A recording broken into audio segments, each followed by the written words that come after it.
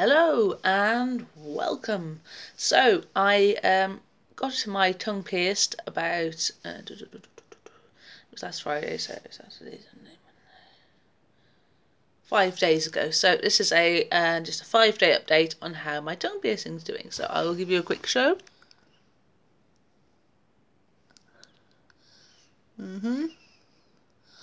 So things are going pretty good now. So what's happened over the last 5 days? Well, I did a video a few days ago, and to be honest, since then, had quite a lot of pain down in the bottom there. I think that was because when I had the longer bar on, it was rubbing on there. It was getting quite sore. Yeah, quite sore, and also on my web a little bit as well. The web of my tongue was a bit sore. When I wake up in the morning, it's been a bit sore as well, but it has been doing a lot better. I was just taking ibuprofen, so it was feeling a bit irritated and whatever. I don't know if I actually said in my last video what aftercare I've been doing. I've got an alcohol-free mouthwash. It's an Oral-B sensitive one. I've been using that one as often as I can, basically a few times a day, especially after eating and that sort of thing, and also saline gargles washes as well, to keep it nice and clean. So it has been looking pretty good. So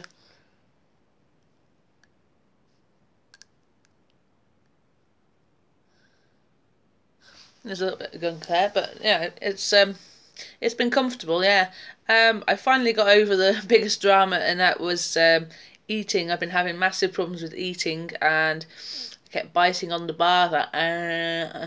But now I've kind of learned, like, basically if I keep my tongue straight in my mouth, sort of like there when I'm eating, so I can't chew on it. And also just learning to swallow, because it's been really difficult to swallow the food. I take quite a lot of tablets because I have chronic pain, and it's been really difficult trying to actually swallow my tablets as well. It's like you put them in your mouth, and it's like, because you already have the ball on your tongue, you don't want to swallow the ball. It's what it feels like anyway. So like it's going, the usual. I can swallow tablets dry. I have no dramas with that because I've been taking tablets for quite a long time now. So it's just like down it goes. But it's been like it's been quite interesting that normally something I find incredibly easy is actually being incredibly hard. So yeah, I haven't found the talking thing so much of an issue. There's only like when it comes to certain like words and letters that I got. I can't remember. There was one last night. I was talking to my boyfriend, and there was one I got, and that's not. I don't know. It's just a bit. Yeah. I mean I managed to get the talking thing sorted quite soon on, really. As I was watching another video, and they said it's like, the reason you lisp after you've had your tongue pierced is because you've got something in your mouth, and it's like you don't want to swallow it, but as soon as you like learn that it's not going to go anywhere, it's just going to stay there, then you're absolutely fine. So I didn't find that drama. It was just like my tongue, when it gets like sometimes in the day, especially if I've been talking a lot or after eating, not so much now, but over the last few days it has been the case. It just gets really sore, and I'm kind of find like I'm lisping a bit because it hurts to talk. It's just like, it's just too much to talk. So that's the reason being, really. But yeah, so yeah, it's in terms of like the after experience of having the piercing and everything. I know it's probably been one of the harder ones that I've had. I've had like a labret piercing. I've had that twice actually, and I remember when I first got that how like I kept catching the labret behind the back of my front teeth when I was talking. It'd be like, ooh, it absolutely cane, really, really sore. But I quickly learnt not to do that, and like again, talking thing was not so much, but it was just like your lips. You do strange things with your lip because there's something strange there, really. But like, yeah, I don't know. But like, yeah, like my nose piercing, I've not really had any trouble like aftercare wise with that. It's just like been really straightforward, always really. My my dermal anchor, again, that's been fine. I actually managed to change the headlamp myself, which I was really impressed with. So it's got like a little sparkly style in there now. But I've seen some other cool stuff that I want. Yeah. I've also seen some more tongue bars that I want as well. There's like one on Crazy Factory. It's like a lizard, and the lizard sitting on your tongue, which I thought was really cool. It's just like in like a silvery coloured titanium stainless steel sort of thing.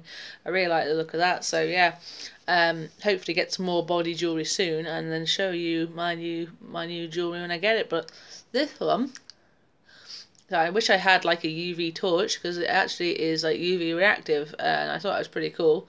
Because sometimes I go to like car shows and stuff, and like sometimes we have like UV lights and stuff, so I do like UV makeup and things, and it's like, oh yeah, UV tongue, wicked. But I actually quite like the colour of it as well, and it's quite flat. It's not like a ball shape. It's actually, as you can see, it's like a flatter sort of thing. It's round but kind of flatter. Which I've actually found a lot easier, and then just a ball on the other end. This one actually screws in from the top, so you have to put it from the bottom to the top and screw it, which was like a bit weird, but I managed to get it in anyway, so I was quite pleased with that, because I was really worried about changing it, because I kind of potentially changed my nose, especially when I was trying to put like one of my nose rings in, it just wouldn't go through. It kind of got so far, and I could feel it with my finger, it wasn't coming through. It was like, argh!